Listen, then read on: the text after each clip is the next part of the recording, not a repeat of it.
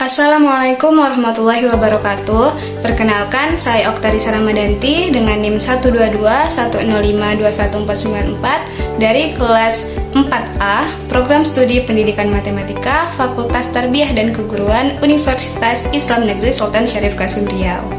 Video ini dibuat untuk memenuhi tugas dari Ibu Profesor Dr. Hajah Helmiati MAG dan Bapak Bilhaki Putra MPDI sebagai dosen pengampu mata kuliah Sejarah Islam Asia Tenggara.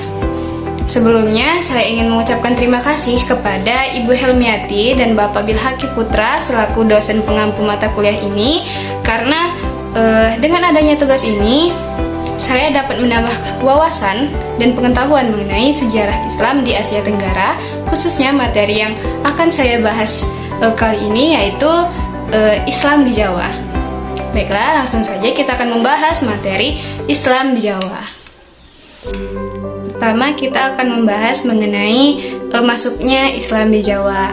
Islam di Jawa itu pada awal mulanya masuk sekitar abad ke-14, di mana ini ditandai dengan adanya penemuan lisan Islam sekitar tahun 1368 sampai 1369. Nah, diperkirakan Islam ini sudah ada sejak abad ke-13. Proses masuknya Islam ini terdiri dari 3 tahap. Nah, tahap pertama itu tahap awal masuk, yaitu sekitar abad ke-7. Yang kedua itu tahap penyebaran, yaitu sekitar abad ke-7 sampai abad ke-13, dan tahap perkembangan sekitar abad 13 ke atas. Mengenai perkembangannya itu pada akhir abad ke-15 sampai awal abad ke-16, Jawa itu beralih dari Hindu-Buddha ke Islam. Kemudian penyebarannya ini dipimpin oleh para wali. Hal ini dibuktikan dengan penemuan arkeologi, babat, hikayat, dan legenda. Dan kerajaan Islam di Jawa ini terdiri dari beberapa. Yang pertama ada Demak, kedua ada Banten, Pajang, Mataram, dan kerajaan-kerajaan lainnya.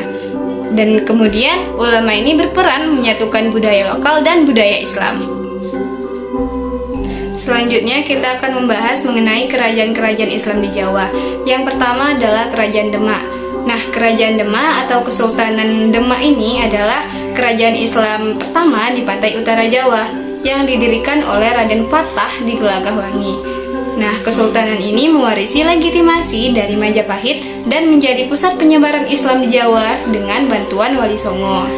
Nah, Raden Patah ini memiliki peran penting dalam Islamisasi Majapahit dan pengembangan Islam di Jawa. Terus ada yang namanya Masjid Agung Demak yang dibangun oleh Wali Songo dengan arsiteknya adalah Sunan Kalijaga. Yang kedua adalah Kerajaan Pajang. Kerajaan Pajang atau Kesultanan Pajang ini merupakan kerajaan Islam pertama di daerah pedalaman Pulau Jawa dan juga merupakan kelanjutan dari Kerajaan Demak. Nah, Kerajaan Pajang ini bermula dari perebutan kekuasaan di kalangan keluarga Sultan Trenggono hingga Bupati Pajang Adiwijaya atau Joko Tingkir menjadi penguasa kesultanan setelah membunuh Penangsang. Nah, masa kejayaan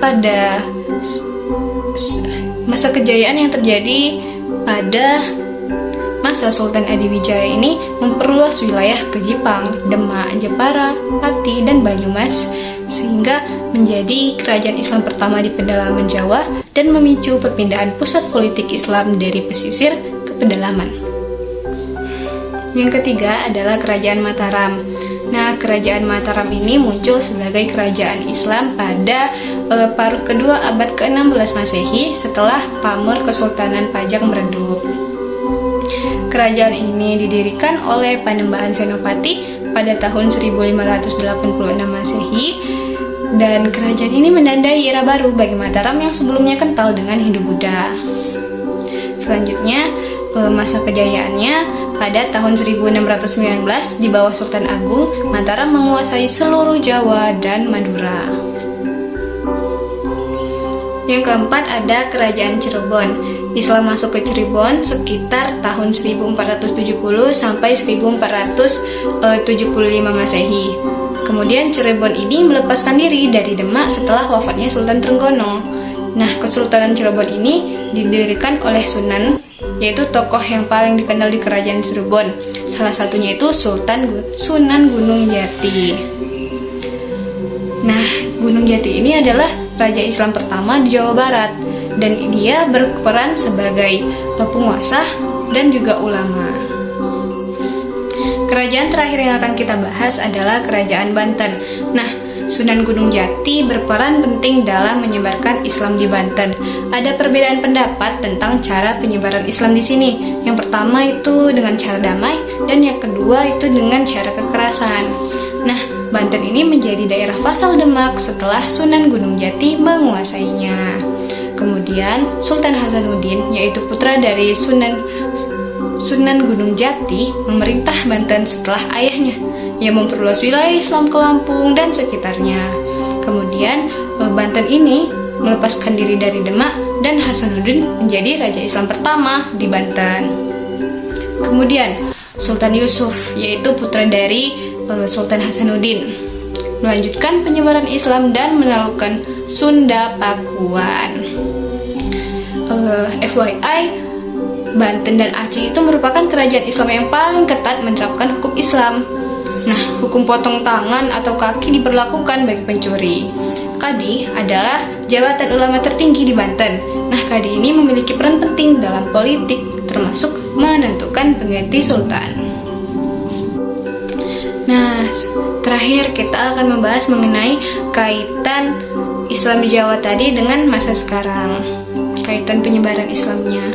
Nah, sejarah Wali Songo itu sangat berhubungan dengan catatan penyebaran ajaran Islam di Jawa. Perjalanan mereka itu membentuk masyarakat Islam di Pulau Jawa, memberikan sumbangan besar bagi perkembangan peradaban Nusantara.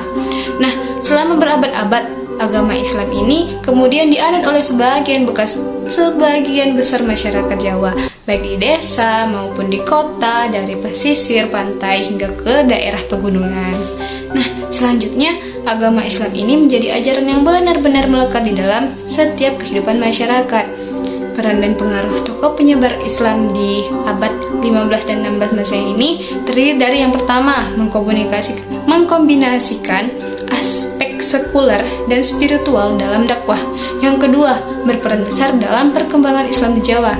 Dan yang ketiga, menjadi pemimpin umat yang soleh dan pencerahan spiritual. Selanjutnya adalah mendirikan pesantren dan masjid sebagai pusat penyebaran Islam. Nah, bukti pengaruh masjid peninggalan Wali Songo masih ada hingga saat ini. Nah, banyak masyarakat yang mengikuti contoh dan teladan Wali Songo, menjadi simbol penyebaran Islam di Indonesia, khususnya di tanah Jawa. Baiklah, itu tadi pembahasan kita mengenai Islam di Jawa. Semoga informasi yang diberikan dapat menambah wawasan dan pengetahuan bagi yang menonton. Nah, apabila ada informasi yang kurang sesuai atau kurang tepat, mohon dikoreksi. Dan lebih dan kurangnya saya mohon maaf. Akhir kata saya ucapkan wabillahi taufiq wal hidayah. Wassalamualaikum warahmatullahi wabarakatuh.